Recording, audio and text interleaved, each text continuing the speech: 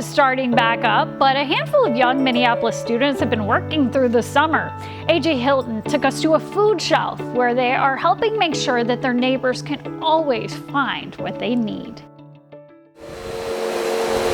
13-year-old Micah is one of several Minneapolis teens enthusiastically giving up a few evenings to take on physical labor. It's not that hard. It's easy and it feels good to volunteer and help. With the young people, we have them to box up some of the food that we get.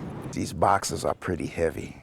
The food, the boxes are like 50, 60 pounds of food. Come on, folks, you can go ahead and start. Every Monday at New Creations Church in South Minneapolis, We've been doing this for like over 12 years now. dozens of people line up for a little help during stressful times. You'll get a produce, dairy, deli, and you'll also get meat bags with 6 to 8 pieces of meat in it. But we just try to make sure that we give people what we would eat if we were in their position. This is Micah's first time volunteering. I was really nervous, but it wasn't as hard as I thought it was going to be. She and other youth get one-on-one mentoring from adult church volunteers in exchange for their work. So I'm just happy that I was able to volunteer. But they just wanted to talk about the work. It feels like you're helping more people, like giving your strength to people. 13-year-old Noel urges other kids to get involved. It feels great.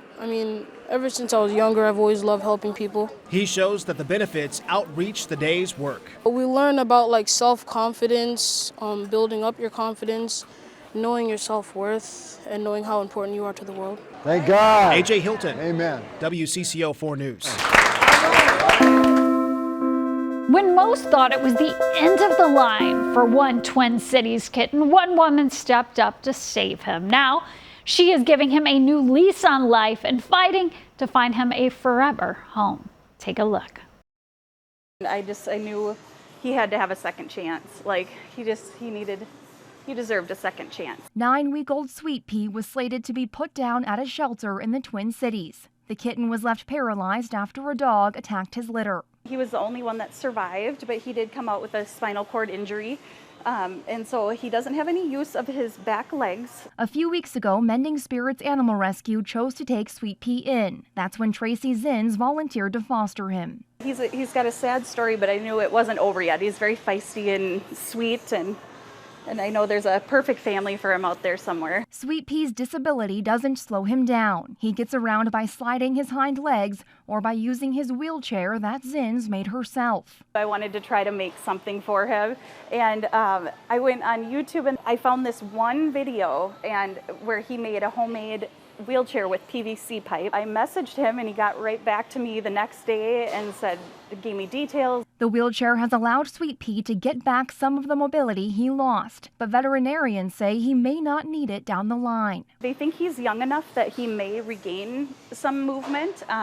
So we do kind of exercises every day where we just kind of bend and stretch and all that. The search for Sweet Pea's forever home has begun. Zins hopes his owner will give him extra patience and care. He's got the will, and I think he'll live a full, happy life even with his disability. Sweet Pea got a new chance at life, but Zins says he's given a new perspective on hers. He's given so much to me and my kids, just teaching them about how being differently abled is, it doesn't need to be something that brings you down. It can be something unique and special that you can contribute something that other people can't.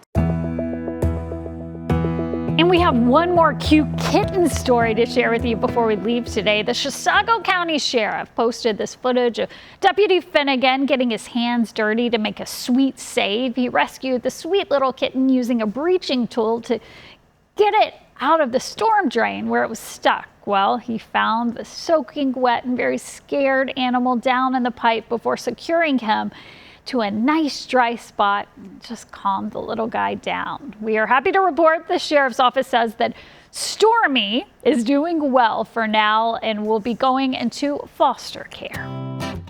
That's our show. We hope it lifted you up and maybe even inspired you to do some good.